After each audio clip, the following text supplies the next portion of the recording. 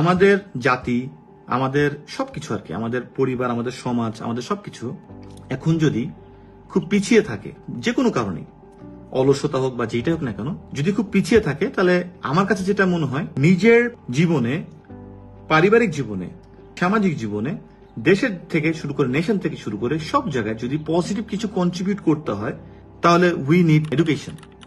এডুকেশনটা কি? Education সার্টিফিকেটেড education না, আমাদেরকে পড়তে হবে, জানতে হবে। এবং এটা কিন্তু প্রতিটা ধর্মতেই বলা আছে, তোমরা পড়ো, জ্ঞান আহরণ করো, রাইট?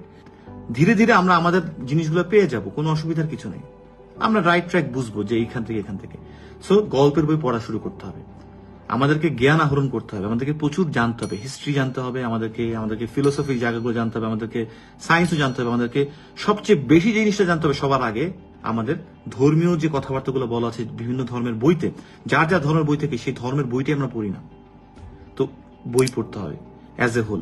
সো আমি সবসময় বলি কি, বাচ্চারা যারা আছে অথবা যারা এখানে আসে, আমাদের স্টুডেন্টস আসে, তাদেরকে আইএলটিএস এর জন্য তো লাগবেই ইংলিশ বই পড়া। তো আমি কয়েকটা বই পড়তে বলি, তার মধ্যে আমি বলি দ্য সিক্রেট পড়া থেকে শুরু করতে পারো, দি অ্যালকেমিস্ট, রিচ ড্যাড পুর ড্যাড, তারপর হচ্ছে থিঙ্ক অ্যান্ড গ্রো রিচ। এই বইটা আমি খুবই হাইলি রিকমেন্ড করি, think and grow rich, think and grow rich. Rich হতে গেলে আগে এইদিকে রিচ হওয়ার ব্যাপার আছে, এইদিকে রিচ হতে হবে।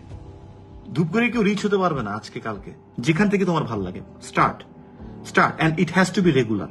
এটা একদিন পড়লাম, 2 দিন পড়লাম না, 2 পাতা পড়ো, তোমার আউটপুট দেখবে অন্যরকম হয়ে গেছে, তোমার সোশ্যাল লাইফ চেঞ্জ হয়ে গেছে, তোমার কন্ট্রিবিউশন, তোমার পরের জেনারেশন দেখবা যে অনেক স্বশিক্ষিত হচ্ছে, নট শিক্ষিত, স্বশিক্ষিত।